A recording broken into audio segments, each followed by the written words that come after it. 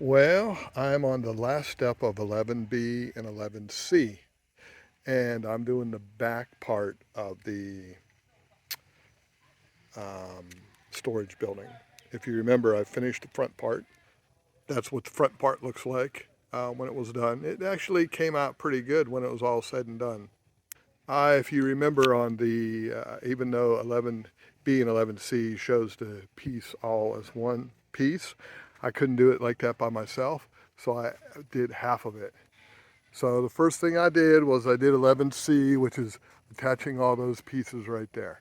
So I got all those pieces attached because I'm by myself, and you can see they're just hanging there.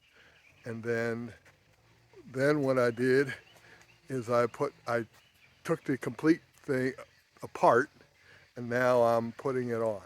So there's a couple things I wanted to let you know about this that I found out from putting the front part on. The back part's a lot easier because that piece right here it can only go on one way, so you're okay.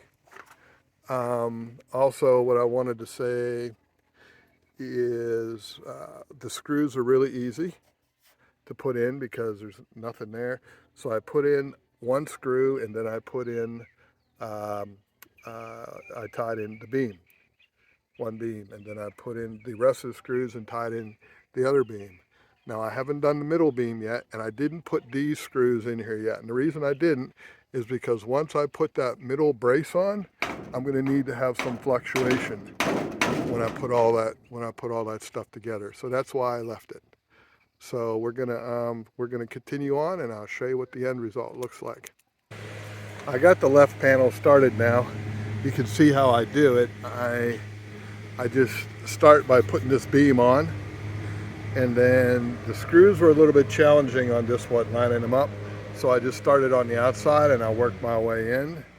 I've only put two screws in there and one beam. That's how I've started so far, and I'm going to work my way toward the center. The center will be the most challenging part, but it'll go on with no problem. Here's a little pro tip um, for this one. So because the pieces are separate, it's hard getting them to line up. So what I did was I put a little, I think it's called an auger here, and I put another one there, and that way it lined it up because these are going to be off. Once you get one bolt in, so once I lined them up, I needed two pieces to line them up. Once I lined them up, then the rest is going to be easy. All the other holes should line up fine. So that's where I'm at right now. You notice I haven't put these two on yet. Haven't put those two on yet because I want to be able to maneuver this around a little bit. I'm back and I'm done with the rear. So you can see how it works. It's not really squared up real good right now, but I'm sure once I start putting panels on, I'll get it squared up. And then plus maybe with the, what do you call it? I haven't bolted down the floor framing yet either. So when I do that, that'll probably square it up. Again, I didn't do anything yet because I wanted to be able to move it around. But when I start putting panels on, I'm going to start tying it down on the bottom. So that's what it looks like. That's all the screws that are put in. And then the center piece.